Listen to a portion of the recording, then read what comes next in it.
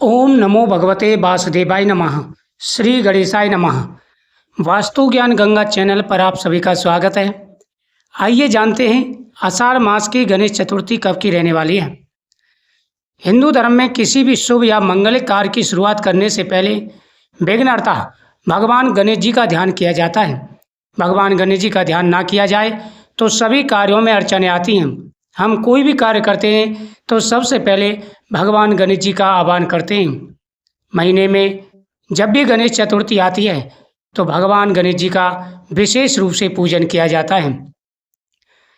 पंचांग के अनुसार हर महीने कृष्ण पक्ष की चतुर्थी तिथि को संकष्ट चतुर्थी का व्रत रखा जाता है। आषाढ़ माह के कृष्ण पक्ष में आने वाली इस चतुर्थी को कृष्ण पिंगल संकट चतुर्थी के नाम से जाना जाता है। धार्मिक मान्यताओं के अनुसार इस दिन व्रत रखने से जीवन के सभी संकट दूर होते हैं तथा सुख शांति और समृद्धि की प्राप्ति होती है। कृष्ण पिंगल संकट चतुर्थी व्रत कब का रहने वाला है। चतुर्थी तिथि प्रारंभ होगी 3 जुलाई 2026 को सुबह 11:21 से। चतुर्थी तिथि का समापन होगा 4 जुलाई दोपहर को 12:40 पर। चंद्रोदय रात 9:51 पर होंगे।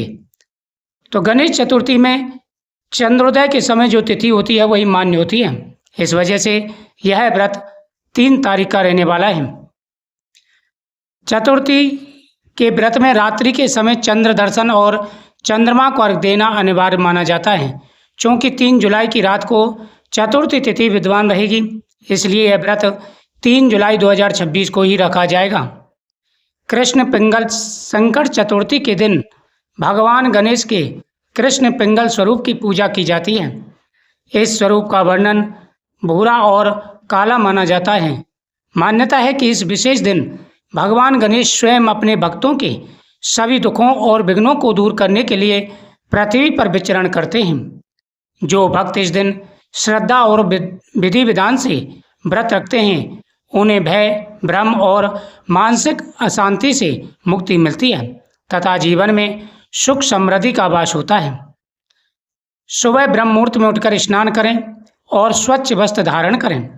इसके बाद हाथ में जल लेकर के भगवान गणेश के समक्ष संकल्प करें। सुबह स्नान करते समय जल में गंगा जल डालकर के स्नान करें और उसके बाद में भगवान गणेश जी के सामने संकल्प करें। अपना नाम उच्चारण करें, अपना गोत्रोच्चारण करें। यदि मन में कोई कामना है तो वह आप गणेश जी के सामने बोलें।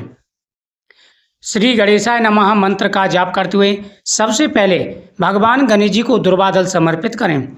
श्री गणेशाय नमः मंत्र का जाप चलता रहना चाहिए। इस दिन भगवान गणेश जी को फल, नारियल, मोदक, दुर्वादल ये सारी चीज़ें समर्पित करें। पूजा स्थल पर भगवान गणेश की प्रतिमा या चित्र स्थापित करें। उन्हें लाल पुष्प, अक्षत, चंदन और दुर्वादल उन्हें समर्पित करें। गणपति बप्पा को मोदक व बूंदी के लड्डू भोग में लगाएं। इसके बाद ओम गणपति नमः मंत्र का जाप करें। संकट चतुर्थी की व्रत कथा अवश्य पढ़ें। अंत में भगवान की आरती करें। रात्रि में चंद्रोदय के बाद चंद्रमा को जल और दूध से अर्घ्य अर्पित करें। चंद्रदेव की पूजा करने के पश्चात ही अपना व्रत खोलना चाहिए। इस दिन भगवान गणेश जी की पूजा करने से जीवन में आ रहे सारे कष्ट दूर हो जाते हैं और भगवान गणेश जी का आशीर्वाद प्राप्त होता है। जीवन में खुशियाँ, तरक्की तथा हर प्रकार के मनोरथ पूरे हो जाते हैं। भगवान गणेश जी की पूजा करते समय आप भगवान गणेश जी से प्रार्थना करें और साथ ही साथ भगवान गणेश जी के प्रिय चीज़ें उनको समर्पित करें। जब आप कथा सुन रहे हों तो कथा के बीच में खड़ा नहीं होना चाहिए। जो व्यक्ति इस दिन भगवान गणेश जी की पूजा करते हैं उनके जीवन में आ रहे सारे कष्ट दूर हो जाते हैं। आषाढ़ मास की गणेश चतुर्थी बहुत बड़ी चतुर्थी है। इस दिन की गई पूजा का लाभ बहुत ज़्यादा मिलता है। पौराणिक कथा के अनुसार प्राचीन काल में महिष्मति नगरी में राजा महिजित नाम के एक अत्यंत धर्मात्मा और प्रतापी राजा राज्य करते थे। वे अपनी प्रजा का पालन पुत्र की भांति करते सब कुछ होने के बावजूद राजा निसंतान थे। इस कारण वे हमेशा दुखी रहते और उन्हें राजमहल का सुख भी व्यर्थ लगता था। राजा के राजमहल में हर प्रकार का सुख था। भगवान की कृपा से नौकर चाकर सुखी प्रजा, राजा का जीवन भी सुखमय था। लेकिन एक ही दुख था कि राजा की कोई संतान नहीं थी। अपनी समस्या के समाधान के लिए राजा ने ब्राह्मणों और प्रजाजनों से विचार विमर्श किया। राजा काफी दुखी और परेशान हो गया। तब एक दिन राजा ने राजमहल में सभी को एकत्र किया। राज दरबार में सभी के सामने अपना दुख सुनाया। कहा कि हे विप्रवरों, ब्राह्मणों तथा मेरे राजमंत्रियों, मैं क्या करूं? मेरे कोई संतान नहीं है और मेरे बाद राज्य को संभालने वाला कोई नहीं है। अपनी समस्या के समाधान के लिए राजा ने ब्राह्मणों और प्रजाजनों से विचार विमर्श किया। सभी ने मिलकर जंगल में रहने वाले महान ऋषि लोमस की शरण लेने का निर्णय लिया। जब राजा और प्रजा मुनि के आश्रम पहुंचे तो मुनि ने राजा के पूर्व जन्मों के कर्मों में के बारे में बताया, उन्हें व्रत का उपाय दिया।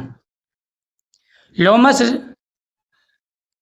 ऋषि ने राजा मयजिद को आषाढ़ मास के कृष्ण पक्ष की संकट गणेश चतुर्थी का व्रत विधि विधान से करने का सुझाव दिया। उन्होंने प्रजाजन से कहा, प्रजाजनों, आप जाकर के राजा से व्रत रखवाइए। राजा अगर व्रत करेगा तो उसकी मनोकामना अवश्य पूरी होगी और वो आषाढ़ मास के कृष्ण पक्ष के कृष्ण पिंगल गणेश चतुर्थी का व्रत करें। कृष्ण पिंगाक्ष स्वरूप वाले गणेश जी की पूजा करने से संतान की व्याधियां दूर हो जाती हैं।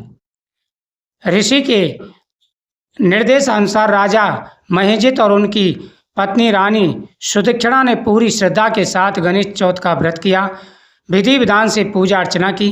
भगवान गणेश की कृपा से रानी गर्भवती हुई और कुछ समय बाद उन्हें एक बहुत ही सुंदर और गुड़ी पुत्र की प्राप्ति हुई। यह कथा दर्शाती है कि सच्चे मन से गणेश चतुर्थी का व्रत करने से जीवन के सभी कष्ट कट जाते हैं और मनवांछित फल प्राप्त होता है।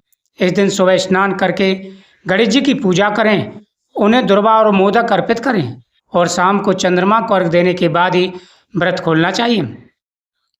व्रत में नियमों का ध्यान रखना बहुत ही जरूरी है। जब आप कथा कर रहे हों उस समय ना तो बोलें और ना ही कथा के बीच में खड़ा होना चाहिए। सच्चे मन से की गई पूजा का अनंत गुना फल प्राप्त होता है और सभी प्रकार के मनोरथ पूरे हो जाते हैं। जीवन में खुशियाँ, तरक्की और कामयाबी आती है। भगवान गणेश अपने भक्तों की मनोकामना पूरी करते हैं। भगवान गणेश जी के सामने चढ़ाया गया प्रसाद नैवेद्य इस दिन जरूर खाना चाहिए। भगवान गणेश जी के सामने चढ़ाया गया नैवेद्य खाने से हर प्रकार के कष्ट दूर होते हैं और व्रत पूर्ण होता है। श्री गणेशाय नमः। ओम गंगणपते नमः। वक्रतुंड महाकाय शूरकोटि समप्रभा निर्विघ्नं कुरु मे देव सर्व कार्येषु सर्वदा आदि मंत्रों का ध्यान करते हुए, जाप करते हुए भगवान का ध्यान करें। आपकी प्रत्येक मनोकामना अवश्य पूरी होगी।